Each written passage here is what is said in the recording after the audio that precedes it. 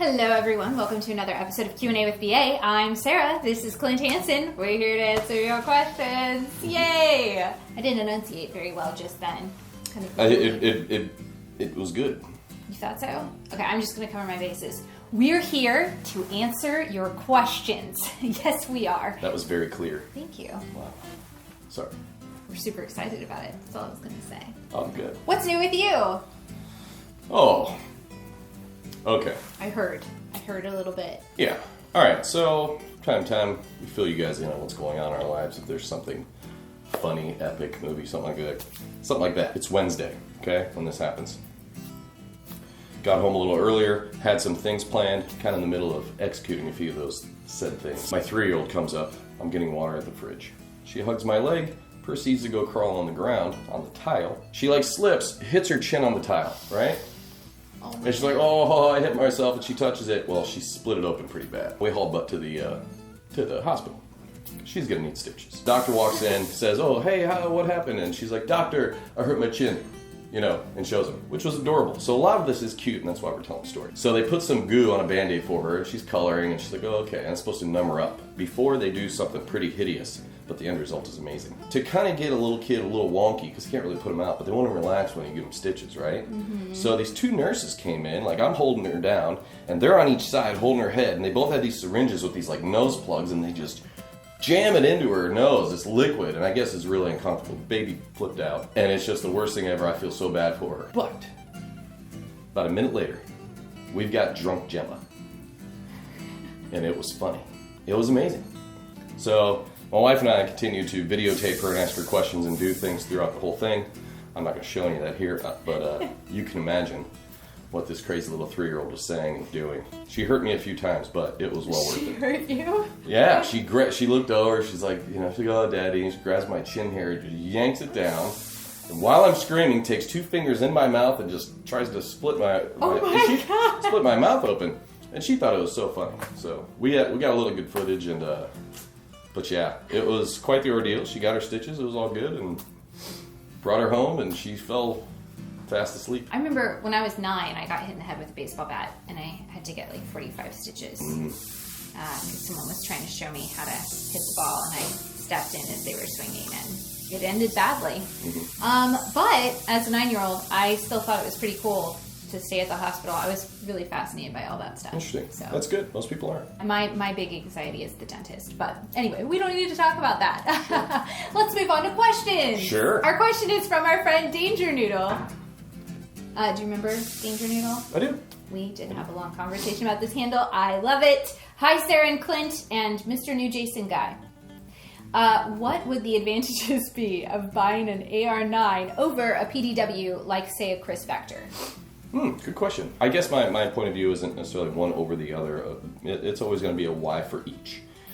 So I think there's a bunch of applications for the Vector, and I do like that rig 100%. But if we're going to talk about the pros of the AR9, the advantage of the AR9 specifically, I think, is in the title of it. It's an AR9. It's compatible with all of the other AR-15 parts for the most part. Okay, so if you're a builder, you might have some spare parts. You find that detent that flew into the ceiling last month.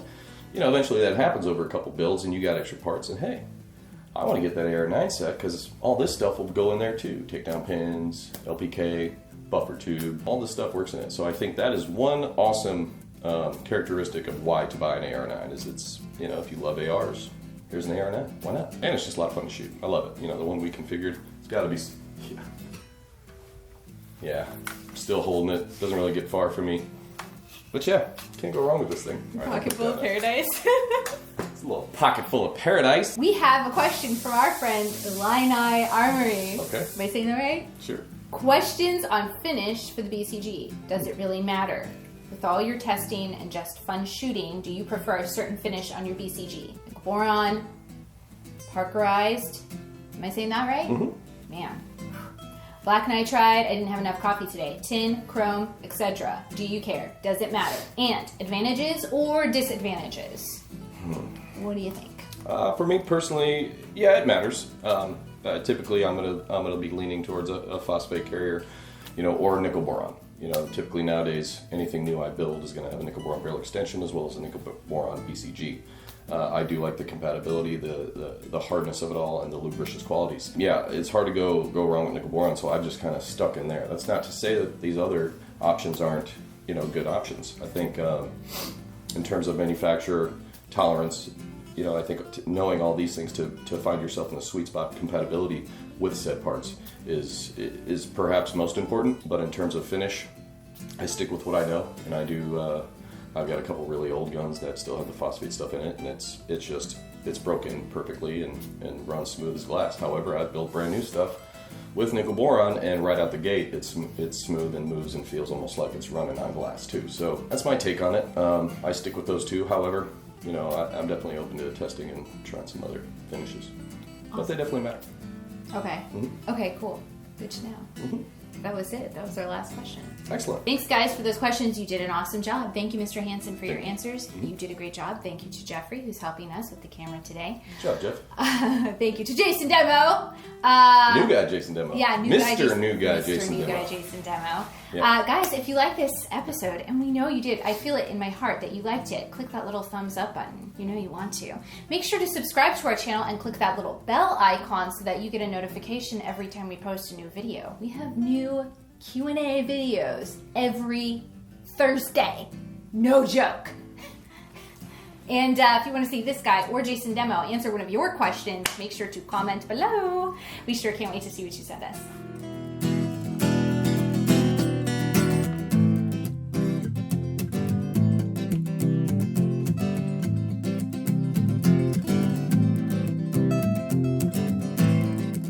Why not buy every one? So. Yeah, just get them all. There you go. Gotta catch them all.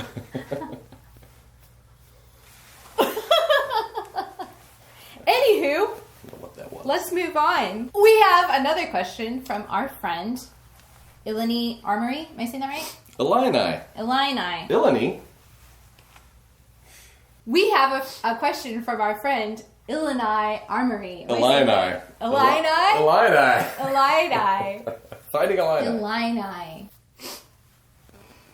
I'm scared. What? I keep botching up this handle, and I'm afraid to say it. Can you? Illini Armory.